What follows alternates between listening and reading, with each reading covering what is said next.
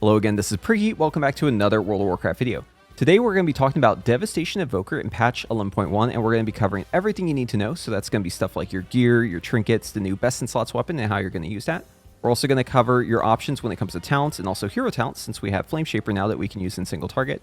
And we're also going to be covering the rotation, tips and tricks, and stuff like early chaining and clipping, and when that's useful, and if it even is worth doing, because I know a lot of people have reservations about this kind of stuff. But yeah, we're going to get into all of it. I'm going to go ahead and timestamp this video so that you can reference it if you need to later on. But also know that my Wowhead guide is now up to date and hopefully posted to the site, so you can always reference that too. And also, I do offer one-on-one coaching if that's something you're interested in. It will be in the description below if you want to check that out. But anyways, let's jump into the video. So what's changing in the patch? Well, obviously we have all sorts of new content, new raid, new gear. We also have a new tier bonus, but in addition to that, we also have tuning that Devastation has gotten. I'm not going to go into every little detail, but just know that Scalecommander was buffed, and also Flameshaper was buffed a lot when it comes to single target. We also have a new talent. So instead of Hoarded Power, now we have Arcane Celerity here. And what this talent does is it actually adds one additional tick to our Disintegrate, which means each Disintegrate is gaining a little bit of value. Of course, it is also nerfed a little bit as well, so it isn't just getting 20% stronger. And yes, this does affect Mass Disintegrate for Scalecommander as well. So when it comes to talents, we do have a couple options, and I am going to talk about Flameshaper later in the video and just kind of put all that information together in one spot. So let's focus on Scalecommander for now. So for Scalecommander, the single target talents are going to look pretty similar to what you're used to right now. With the notable change that we are going Eye of Infinity now instead of Event Horizon, since we aren't getting the Essence Burst from our Eternity Surge anymore with the tier bonus that we used to have. In addition to that, we're also dropping Iridescence and we're picking up Imminent Destruction. Now, this is not a huge difference in damage. You can stick with Iridescence if you just like it more, but just know that Imminent Destruction is about 0.6% ahead. And this actually does help a lot with our new Essence Burst economy, since we are getting less Essence Burst once we're dropping our tier bonus. When it comes to our gearing preferences, basically we want to prioritize crit above everything else just like before, but haste has actually gained a little bit of value too, since we're spending more time disintegrating. We have more ticks on that disintegrate and other factors as well. But yeah, for trinkets, pretty much everyone's going to want to use this Eye of Kazan trinket. It's just really overpowered. Also the Mugs Moxie Jug, but I want to mention this other trinket as well, House of Cards. So it is best in slot for Flameshaper, even though you might use best in slots as your main on use whenever you use your Dragonrage. But this thing is super duper strong. Gives us a ton of extra damage because Mastery is just extra damage, and we basically just use this with every Dragonrage. But I will say this House of Cards trinket is very strong, especially if you aren't already super geared. But in best in slot for Scalecommander, you will probably not use it, since you'll be using just the best in slots with every Dragonrage. So there's no need for an additional on-use trinket. Alright, so here's my character on the PTR, and you can see with my crafted gear and everything, I have an emphasis on critical strike and haste, but obviously sim your own character to see what stats are going to be best for you. This is just a general recommendation, and since I'm using the best in slots weapon, I can't use Ascendance, which is what I would normally want to use. So instead, I'm going with this embellishment, the Dawn Thread embellishment. So this is going to give me increased critical strike chance whenever I'm above 80% health, and I have this on my helmet and my bracers. And then when it comes to our tier bonus, we're going to randomly shoot out Shattering Stars. They're going to be AOE. We're also going to get those whenever we press our Dragonrage. And in addition to that, if we cast Shattering Star or get a proc like this, we're going to get 20% more damage on our next Empower spell, and this stacks twice to 40%. And the cool thing about this is we can actually force it to always go on Fire Breath, which is what we want, by going Eye of Infinity. So since I'm Eye of Infinity, I don't have Cooldown Reduction on Eternity Surge, so every single time I use my powers, it's always Fire Breath and then Eternity Surge, which forces 40% damage onto the Fire Breath. Now, another quick note on the talents. So I am playing what I'm recommending as the raid build, but if you are in a single target situation, pure single target, you would definitely move these two talents over here, so Power Nexus and Engulfing Blaze. But just also know that you have the option of Flameshaper, which again, I'm going to keep kind of separate in this video. But let's talk about the rotation. All right, so before the poll, I'm going to put up my two buffs here, Ancient Flame and Tip the Scales. You can see both of those there. So Ancient Flame is going to make my first Living Flame faster, and then the Tip the Scales is going to make my first Empower spell go off at max rank instant cast. And then before the boss is pulled, I'm going to use Hover twice, and this is actually going to stack the duration here. So you see 9 seconds here, watch again. Now it's up to 19. So this does stack. You want to make sure to use both of these before the pull, and the reason why is because of this talent right here, Slipstream. every time we use Deep Breath, it's going to give us both charges of hover back. So we want to make sure to use both of those before the pull. It's just extra free castle moving, right? And then I'm going to cast my Living Flame here, and you're going to notice that as soon as I finish this Living Flame, I'm going to cue the Deep Breath, and my Living Flame is going to hit, ideally, as the target is getting pulled, but I'm going to follow afterwards. So watch. Here's my Living Flame missile, right? It still hasn't hit the target. I'm already in the air, and I'm flying at the target. Here it makes contact. This is where the boss is getting pulled. So time it so you don't pull early.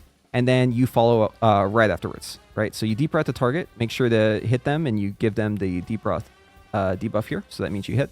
And then you're going to use a Cancelaura Macro on Dragonrage. Now, you can do this manually if you want. Like, you can press Deep Breath a second time, and that cancels it. But it's slower if you do it that way. It's better to use the macro. And the macro will be in the description below. So that Cancel Auras, my Deep Breath, gets me out of it. And then I Dragonrage. And then after the Dragonrage, the first thing I do is use Shattering Star here. Boom. So what that does is it forces a jackpot 2, right? Because I got 1 from Dragonrage, 1 from the Shattering Star. It's guaranteed for me to be 2 here. And what that means is that whenever I press this Fire Breath here, it's going to hit really hard, right? Fire Breath, boom, hits a crit for 4.2 million there, which is nice. And then I'm going to follow up with Eternity Surge. This is something that you're always going to do in your rotation. Every time you use Fire Breath, you immediately use Eternity Surge right afterwards. It's always those two back to back, right? Because we want to force the jackpot procs onto the Fire Breath. And the best way to do that is just to always follow up with the Eternity Surge right afterwards. And that way their cooldowns are synced. And then after that, I can just move around while I cast. Now, with Mass Disintegrate, obviously you can chain it, right? Chaining is just casting again whenever you're about to hit the end of it here. So that way I chain to the second one. You can see this one has 6 ticks because it carried over the portion from that first one. But I'm going to let this one fully finish before I do anything else here. Now that we got the sparkles because the channel is finished, I'm going to have a Burnout proc here and Leaping Flames. So Leaping Flame is this talent right here that makes it so whenever we Fire Breath, we hit additional targets with our Living Flame. And as long as one of these heals even 1 health or does even 1 damage to any enemy, I'm going to get a second Essence Burst from this. So I'm also going to have a guaranteed Burnout proc because of this talent right here, Onslaught. So it's always going to be instant cast, and it's always going to hit multiple targets. So right here, I'm pretty much guaranteed, even if I'm in a raid scenario with a single target boss, to get 2 Essence Bursts from it. See that? 2 Essence Bursts. Make sure that whenever you use that Leaping Flame, you get 2 Essence Bursts from it. Because if you're already holding 1, well, then you can't get 2, right? Because your hands are full. So make sure that you have 0 whenever you do this so you get both Essence Bursts. And then here, I'm just going to start chaining Disintegrates. And I'm pretty much just waiting until my Empower spells come up. And because of Imminent Destruction, I'm just going to be full Essence like this entire time. And then here, my powers come up, so I'm going to use Fire Breath and then immediately follow up with Eternity Surge right afterwards. And since Shattering Star came up and I'm not capped on Essence Burst, I'm going to use Shattering Star here. And then just use the Mass Disintegrates, right? And I can chain this one to the next Mass Disintegrate, but I want to let that fully finish. And then you just rinse, repeat, right? You're just builder, spender. Now here I'm doing some early chaining. I'll explain this in a little bit, but yeah, basically just continue along with the same logic here and use your Empower spells. And then as soon as Deep Breath is available again, we're going to go ahead for this Deep Breath. So yeah, basically once your Deep Breath is coming up again, you want to use this Deep Breath right away. So we're just going to use Deep Breath on cooldown pretty much, unless we need it for like a root break or there's like AoE coming up. And remember, every time you use this Deep Breath, it is going to reset the cooldown on your hover. So try to use any hover charges that you have before you do that. That way you can get even more hover uptime doing it that way. But that's pretty much it for the rotation. Just like use your Empowers on cooldown. Use Shattering Star as long as you have the ability to hold the Essence Burst. Make sure you have 0 Essence Burst whenever you use your Living Flame with Leaping Flame. That way you get 2 Essence Burst. And make sure that you do not clip or chain a Mass Disintegrate into a non-Mass Disintegrate. Rotation is pretty straightforward. It pretty much just comes down to the movement, and we're going to talk more about that when it comes to our tips and tricks and how we can use early chaining and clipping to actually make our mobility better. So one more note before we move on to AoE. Engulfing Blaze, this talent right here that we pick for just single target, this actually makes our Living Flame builder a longer cast time. And we use Living Flame still in our Dragonrage, only if we have Leaping Flames or if we have Burnout procs, right? But if you don't have either of those procs, you're going to want to instead use Azure Strike as your builder. Do not clip anything to press Azure Strike. Just make sure that you finish your channel already, because you have a pretty good chance of getting a Burnout proc while you're channeling, since while you channel, you're going to be ticking faster on your Fire Breath, and Burnout procs, the instant cast Living Flames, come from those ticks. But yeah, if you somehow get unlucky, which it is kind of rare, Just make sure you use Azure Strike as your builder in that case. But for AoE, we're going to be pulling out these 2 talents right here, and we're going to be putting them into Eternity Span and Charge Blast. And this setup right here, at least on the Devastation side, is what I recommend for most raid bosses, and also what I recommend for Mythic Plus. So what we're getting here is just cleave on our procs on Eternity Surge. So anytime we get a Scintillation proc, which we get a lot of those, especially with Mass Disintegrate, we're going to be cleaving additional targets with this thing. And then also the Charge Blast is going to give us big pyres whenever we do any sort of blue damage. So all those Disintegrates that we're doing, every tick of damage that's blue is giving us increased damage on our next pyre. And this actually counts towards the Dragonrage as well. So if I have this thing capped out, my Dragonrage, the 3 pyres that come out of it, are going to hit twice as hard, which is really nice. Okay, let's talk about AoE, and I'm going to show you a scenario that I see a lot of Devastation Evokers falling into, which is not a good scenario. It's basically where the tank is like super far ahead of you, and the targets that you want to AoE, they're all grouped up, but they're like out of range of you. Don't let this happen to you, but if you do find yourself this far back, and there are some stragglers, you can basically start your whole combo even though you're far away, and I'll show you how. So right here, I'm going to use Shattering Star, and I'm going to hover forward as I use Shattering Star. So one little trick with hover is that you can actually put it inside of a global cooldown. So you'll see me here. I'm going to use Shattering Star. And I'm going to hover at the same time here. Watch this. See how I jump forward during that? So all you have to do to pull this off is just use your hover right after you press your instant cast. So in this case, I press Shattering Star and I immediately hovered. Key binding is super important for this. I have it on middle mouse button for hover, and that allows me to press it no matter which button I just press. But anyways, this puts me in range of the targets. And what we actually want to do here is Fire Breath before we Dragon Rage. And the reason why is because here I am jump starting it. I have no Charge Blast stacks, okay? So if I was in a scenario where I could like carry over my Charge Blast stacks, that's the blue number you're going to see here. If I could carry that over from the previous pull, I would just do that instead. But obviously in this case, this is like the very start, right? So I don't have that yet. So I use the Mass Disintegrate to instantly cap out my Charge Blast. And then from there, once I'm capped, right? So my Mass Disintegrate has finished, I'm going to use Deep Breath. This is going to apply Melt Armor, and, you know, it's going to do a ton of damage to these targets. And I'm going to cancel Aura this Deep Breath with my Dragonrage, with the macro, right? So right here, I flew over the targets. I've hit everything with Deep Breath, and I'm going to cancel Aura with the Dragonrage. Now, look at my damage right now. Deep Breath itself, it hasn't really had time to tick out on the dot, but it's already done 11 million damage. Watch how this changes as soon as my pyres hit. And this is probably, boom, right there. This is probably going to explain to you, or at least visually show you, why it's important to get those Charge Blast stacks. So look at this. All these 3 million crits, right? You would only get half this damage if you didn't set it up the way I set up. And as soon as I unpause here, you're going to see how much damage total it did. This was only 5 targets, and it did 30 million damage. Okay, this does a ton of damage. I would only have half of it if I didn't stack the Charge Blast stacks ahead of time. So it's really, really important that at the very end of a pull, that you don't use Pyre, so that you can carry over those Charge Blast stacks into the next pull, or that you do the Fire Breath and Mass Disintegrate before Dragon Rage if you do decide to blow those stacks at the end. But anyways, from there, I'm going to use Eternity Surge. This is going to give me another Mass Disintegrate, so I'm going to follow it up with that. And this is to stack up my Charge Blast stacks again, and it does a ton of damage. And I'm going to Pyre right here. And basically, whenever I get those stacks for my Mass Disintegrate, the next Pyre is double damage, right? And since I have like Leaping Flames and Burnout here, I can use that to get my instant cast Living Flame. But I'm actually going to wait until the last second here, and I'll tell you why. So Pyre has a travel time, right? I want you to pay really close attention to my cooldown reduction on my Fire Breath. Watch how it goes down. I press Pyre. The explosion is when it goes down. See that? So what you want to do is you want to make use of that delay in the travel time. So wait until the last second to like use a builder, unless you have to use it earlier. So like in this case, I'm going to Living Flame right here at the last second, because during this Living Flame, it allows me time for those pyres that I hit previously to hit, right? So now, because they've hit, I can tip the Scales Fire Breath here. Boom. And then I can use another Mass Disintegrate. And I can start pyring again. And now Shattering Star came up, so I'm going to use that. And I'm just pyring. And notice how right here, I'm ready to do the Eternity Surge again.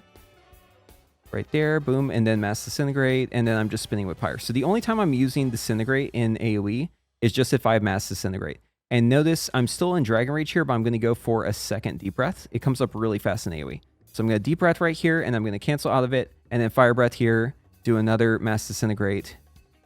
And then yeah, you use the Leaping Flames here since I'm getting towards the end of Dragon Rage. I don't want to get more damage on the Pyres here. And then Shattering Star comes up, Eternity Surge is up, so I'll use both of those. one last Mass Disintegrate, and yeah, I would just keep pyring from there. So this is pretty much the AoE rotation in a nutshell. Now, one thing that you can do that's a little different than what I'm doing here is if you want, it's actually faster for your Deep Breath to come off cooldown if you tab target from your target for the Mass Disintegrates, because whichever target you have on Mass Disintegrate is going to get the bombardment buff, and if you do 2 of them, you can maintain 2 at the same time. I didn't do it in this example, but it is going to give you more damage because every time you use like a Pyre or like Disintegrate, any sort of essence spender, it's going to increase the duration of your bombardments, and it's going to increase both of them, right? So if you have 2 targets with bombardments, you're getting double value out of this, and it means that your Deep Breath is going to come up that much faster. So just to explain the interactions, if you're lost on it, so the cooldown reduction on my powers that you saw from the Pyres is from this talent here, Causality. Every time the Pyres hit, they reduce the cooldown, but Pyres have a travel time. So if we wait until we're about to have it up and we've already shot off the Pyre that's going to give us our Empower, and we just do like a builder in that time, then we don't waste the cooldown reduction by like casting another Pyre when it would have to be delayed anyways, right? That's the idea. And then Charge Blast, this is the increased damage on all 3 Pyres. It's this talent right here. It's just any blue damage does that. And then Bombardments, this is just from our Mass Disintegrate. And if we put up 2 of them, then we can extend both of them every time we use our Essence spells. And then whenever those proc, we get cooldown reduction on Deep Breath. And Deep Breath is just like really, really strong as this build. We're taking everything for it. We have the increased damage. We have the decreased cooldown. And then we have it also giving us more damage. And then also making it so all of our spenders are cheaper. So yeah, basically it's like Pyre is our spender full time at 3 targets or more. As long as you just want AoE damage, unless you have Mass Disintegrate and then use Disintegrate instead. We're using Deep Breath on cooldown, and because of this in the Essence Burst, we pretty much don't need to build all that much, but like if we do build, it's going to be with Living Flame, Instant Cast with Leaping Flames. And if you, for some reason, don't have either of those buffs in AoE, you've just been super unlucky. Azure Strike can be used as a builder as well, but I mean, pretty much this is it, right? Aside from just using our Empower spells, which are Eternity Surge and Fire Breath on cooldown, and obviously using Dragonrage on cooldown, using Deep Breath on cooldown, and using Tipped Scales on Fire Breath. Okay, let's talk about Disintegrate. So Disintegrate is a channeled spell that has 5 ticks. Now, if you cast another Disintegrate whenever you're currently disintegrating, whatever the remainder is that you have is going to be carried into the next one. So normally it's 5 ticks, but you'll see sometimes it has 6 ticks.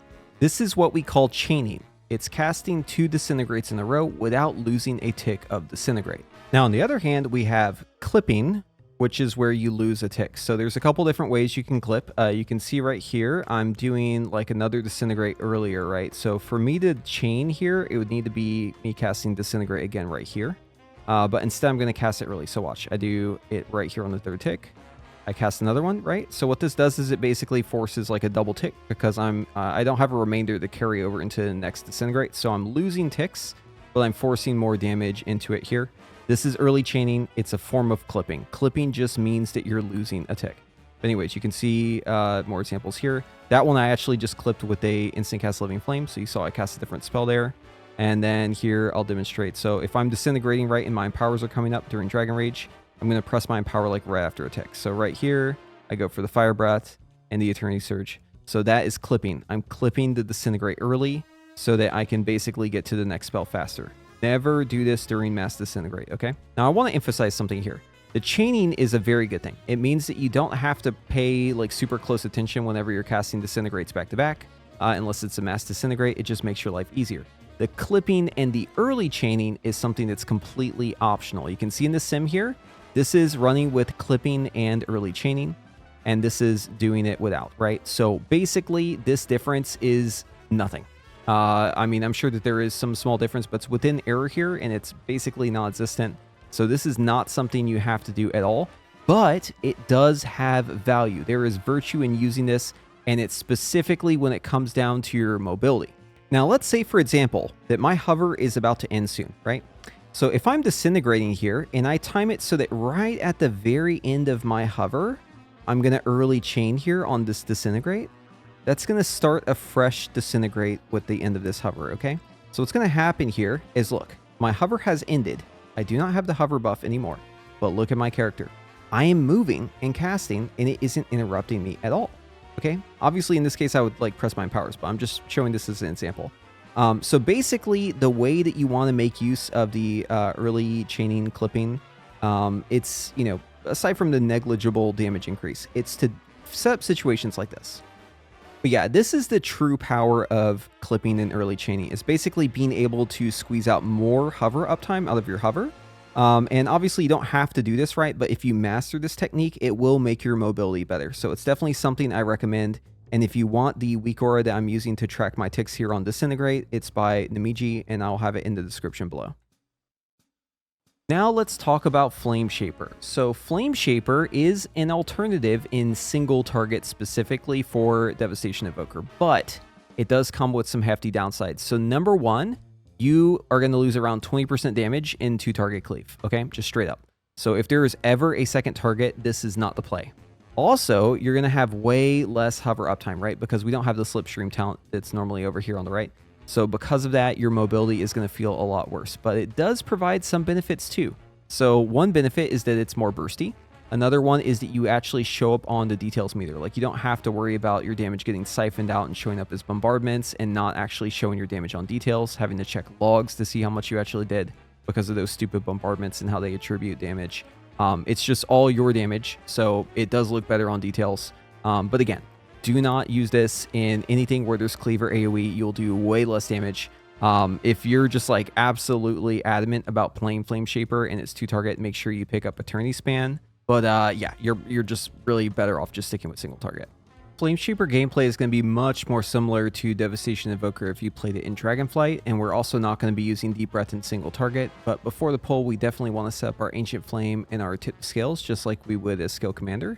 The only difference here is we don't need to double hover because we're not going to get those reset anyways. So we're going to Living Flame here, and then we're going to press our Dragonrage, boom, just like that. And then we're going to tip the scales, Fire Breath here, and then we're going to engulf twice.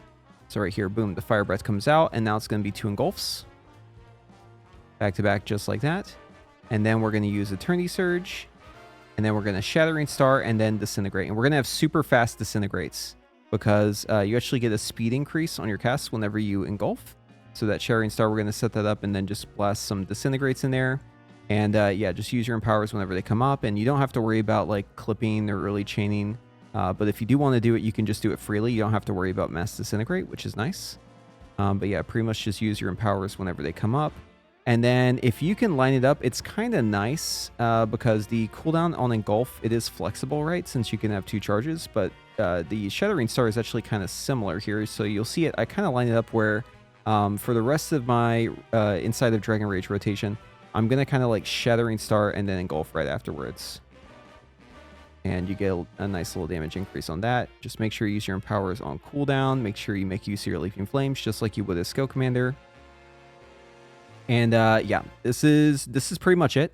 The only thing I'll mention that you kind of want to look out for is whenever you're going to have your Deep Breath coming up soon. So like, let's say Deep Breath is coming up in, you know, let's say 20 seconds or something like that. Just make sure that you have like at least 1 engulf for the start of your Dragonrage, because every Dragonrage you're going to be going Dragonrage and then tip scales, Fire Breath ideally, and then using your engulf, or if you have 2 engulfs saved up, you can use 2 of those. But don't sit on 2 charges of engulf. That would be kind of bad, right? So sometimes it lines up where you just like have 2 engulfs pretty much right as you're starting Dragonrage, and that's just really convenient. But a lot of the time you're just going to go in with 1, and then you'll use the second one at some point during Dragonrage. And yeah, I mean, this is pretty much all there is to it. It's like super simple to play, right? But damage is decent, and it is, you know, it can be better in some situations if you don't want to like Deep Breath or do anything like that. But again, only useful in single target, and also it's going to be a lot less mobility because you have less hover uptime. For Flameshaper, you're going to want to prioritize versatility above haste whenever it comes to your second best secondary stat, but obviously sim your own character. And then the only other thing is you also want to use the on-use trinket as Flameshaper, and you use it with your 3rd engulf in Dragonrage, right? Because you're using 2 right away, and then basically like whenever your best in slot falls off, you know, you're going to be using House of Cards basically as soon as you can, and then that's right as you're using your Shattering Star and the 3rd engulf that you do in your Dragonrage. So it's still useful even if you're running best in slots. For talents and everything else, since you're just running it in single target, there's really not much variety here. You know, pretty much just play the 1 single target build. So yeah, I want to end this video by just letting you know that everything that we talked about today, all of the information, it's all in the Wowhead guide. You can find it all in there. And this is the best way for me to keep that information up to date for you. So if you're looking for other stuff like what sort of consumables, you know, how trinkets rank when it comes to, you know, other trinkets that maybe aren't like the best in slot trinkets, it's all in here. I'll keep it up to date. The link is in the description below. This just allows me to just keep this all somewhere where I can constantly do those little updates to it and I don't have to make a whole new video for it. And it also allows me to keep the video duration shorter. All right, and that's going to be it for today. So if you like this video, if you got to the end, a like would be super appreciated. And if you want to see more of my content, be sure to subscribe to the channel and ring that notification bell. And hopefully I'll see you in the next one.